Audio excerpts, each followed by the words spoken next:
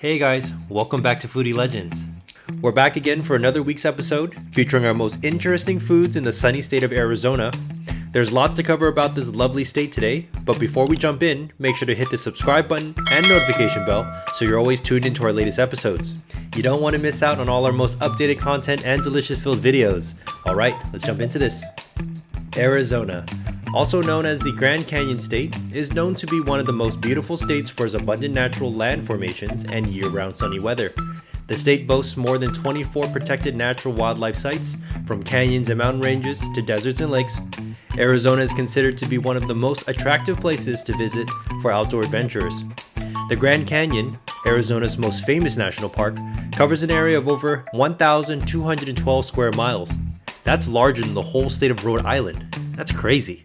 That's crazy! Spanish explorers first arrived in Arizona in the 1530s, where they were met by the indigenous tribes still there today, the Hopi, Zuni, Navajo, and Apache people. At this time, Arizona was a part of Mexican territory and remained so until 1848, after the land came under American control following the Mexican-American War. Finally, in 1912, Arizona joined the Union as the 48th state under the United States of America. Today, strong remnants of the Native American and Mexican culture continue on in everyday Arizonian lifestyle, including their dance, music, and art. In this video, we'll be talking about how their influence has made its way into some of Arizona's favorite cuisine. Hungry, aren't you? Coming in at number 1 on our list of Arizona's most interesting foods is a Tex-Mex favorite, the Chimichanga. It's a chimichanga, but I'm making a point because this bigger is better, right? In simple terms, the chimichanga is a deep-fried burrito. Taken after a well-known Mexican food item, the burrito, and a favorite American style of cooking, fried foods, the chimichanga resembles certain tastes from two lands. This style of cuisine, where North America meets South America, is popularly called Tex-Mex, or Texan American for short. It was first introduced by the migrants from Tijuana as they brought their bright and flavorful food culture and adapted it to the everyday American diet. The chimichanga plays its cards right by dealing a delicious wrap and fry combo. It all starts with a warm tortilla, then the fresh Spanish rice, beans, meat of choice, cheese, and of course a generous serving of salsa and guacamole.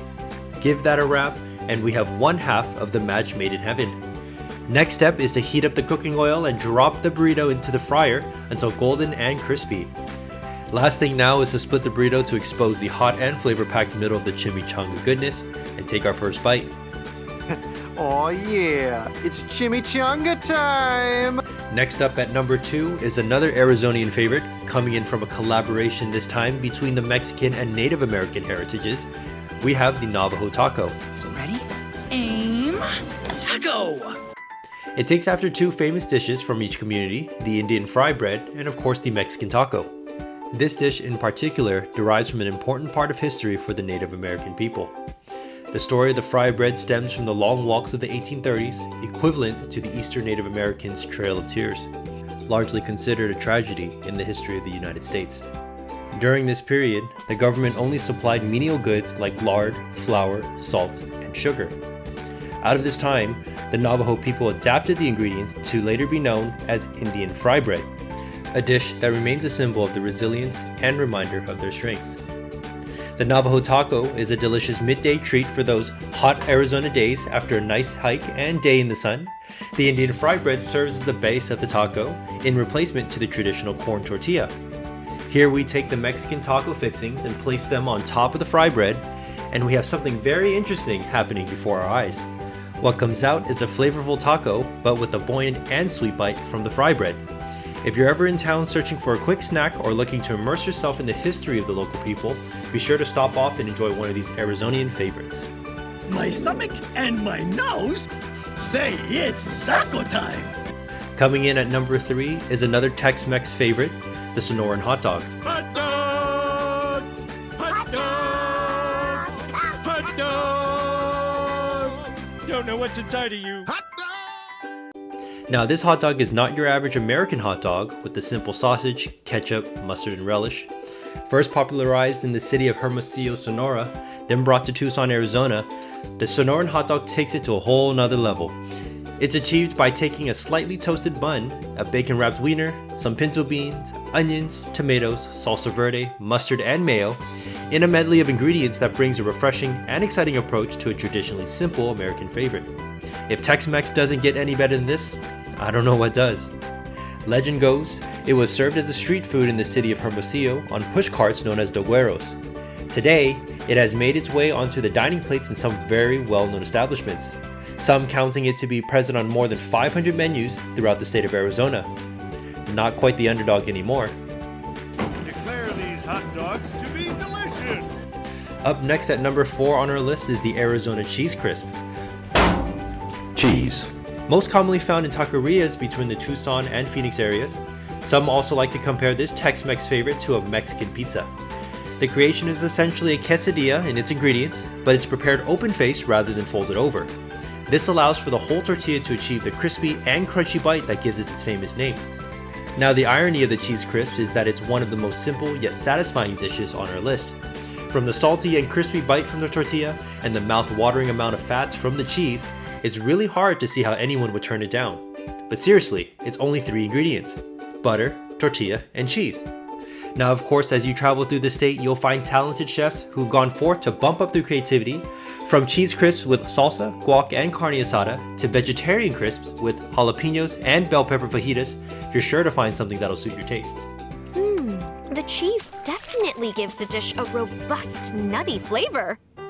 Alright, next up, coming in at number 5 is not quite a dish, but an essential ingredient that has made its way into some of the state's everyday favorites: the prickly pear cactus. A cactus might poke, poke-a-dee poke. You might get an ouchie and that ain't no joke. Now, you wouldn't want to eat the cactus right off the bat, unless you're brave like our buddy here, Steven Universe. While most parts of the cactus are edible, the prickly pear, most commonly known to our Arizonian friends, is in fact a fruit that flowers off the cactus leaf.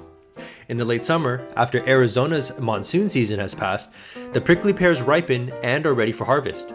The fruit is a naturally beautiful purple color that makes it perfect for coloring or decorative food uses. It is described to have a tart and sweet flavor while packing a nutritional punch as well. Today, you can find an array of drinks, salads, and dishes served out with the prickly pear. One popular brewery called Helio Basin Brewing Company in Phoenix, Arizona, has gone as far as concocting an in-house tequila out of it. Amongst the shapes and forms that our prickly friend comes in, it's bound to look great on both your plate and snapped on your IG. The cactus is Earth's most resilient plant.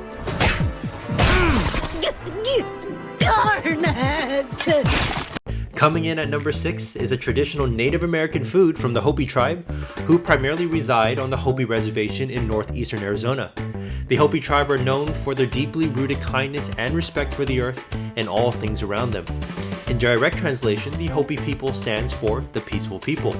In fact, when the Spanish explorers arrived on the land, they were known to be ahead of their time. Using advanced tools and techniques in their farmlands, they were expert farmers in tobacco, cotton, squash, corn, and beans.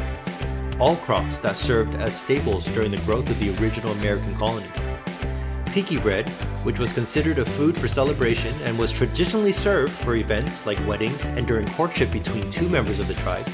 It is made using blue corn, water, oil, and juniper ash, all symbolic ingredients paying tribute to the land in which they lived off. First, the blue corn is grinded into a cornmeal and mixed with the accompanying ingredients. It is then placed onto a rectangular sandstone by hand that's been heated up to 700 degrees. The batter is then spread onto the stone in thin layers and one by one stacked until it is ready to be rolled into a flattened cylinder about the size of a corn cob. Similar to a crepe that has many layers, what comes out is a fluffy yet crispy rolled bread that's great to be eaten dipped in milk with locally grown beans or just on its own. If you're ever in Arizona and are looking to connect with the people and its land, the Piki Bread is a symbolic way to experience the rich history that Arizona has to offer. Oh, this stuff's delicious! Last but not least, we've saved our most unique item on our list for you all. Coming in at number 7 is a drink that was made famous here in the state, Arizona Sun Tea. This local beverage takes root in the original way that the Native American ancestors used to brew. It is in fact a very simple tea to make that utilizes only 2 ingredients, tea leaves and good old Mother Nature.